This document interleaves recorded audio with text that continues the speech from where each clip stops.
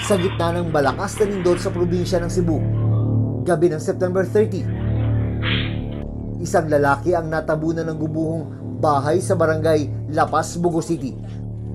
Sa video, makikita ang kalunos-lunos na sitwasyon ng lalaki habang nakadagan sa kanya ang mga bato mula sa gumuhong pader. Tawag mo mula siya. Tara. Dahil nangihina at hirap na sa paghinga ang lalaki,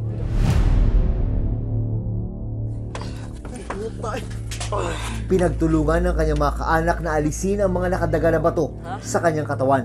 Umukoy ko sugod. Ay, sige.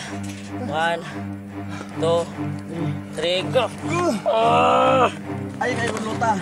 Pagkiri ko. Wang ilong. Ayaw, yata. Pagkiri. Sakit. Tata. Pero sa gitna ng pagsagip sa kanya, nagkaroon daw ng aftershock.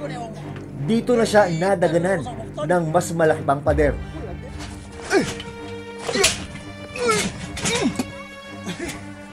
Agad siyang dinala sa ospital para magamot. Isang araw matapos ang trahedya, nahanap ng reporter's notebook ang lalaki sa video. Siya ang 29 na taong gulang na si Dante Pianyar. Kala ko ma'am, katapusan ko na talaga ma'am dahil natabunan kasi kami kasama yung misis ko. Tapos doon sa ilalim, wala na akong hangin na malalanghap. Hindi na ako makahinga. Tapos napaisip ko sa sarili ko, pag bumigay ako, patay kami doon. Patay kami dalawa kasi matagal pa kami bago mahanap ng papa ko at pamangkin ko. Ayaw, yata. Pagkiri. Sakit.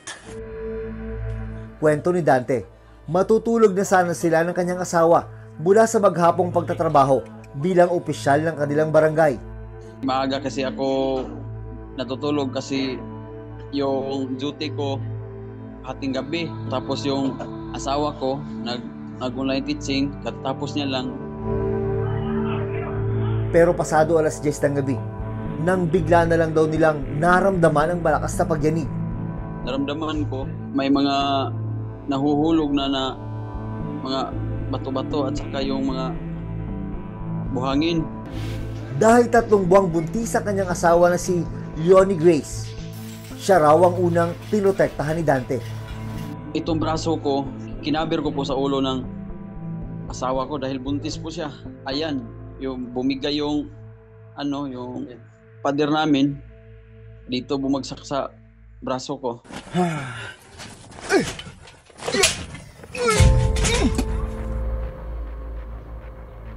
Kinakailangan siyang maoperahan matapos mabali ang kanyang kanang braso. Balik talaga siya ma'am. Nilagyan na po nila ng siminto para pang relieve lang ng sakit. Tapos i-test nila ulit kung ano talaga ang magandang gawin dito. Sa ngayon, patuloy na nagpapagaling at inoobserbahan si Dante.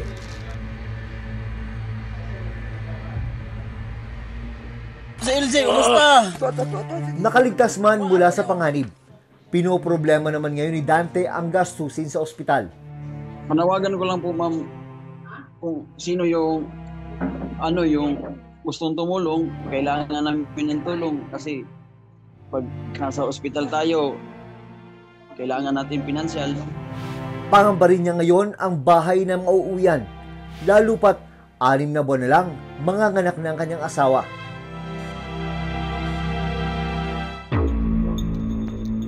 Sa pamamagitan nitong earthquake simulator ng T-Box, titingnan natin kung gaano nga ba kalakas ang intensity 7.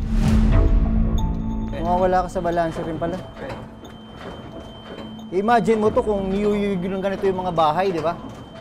Paano pa kaya?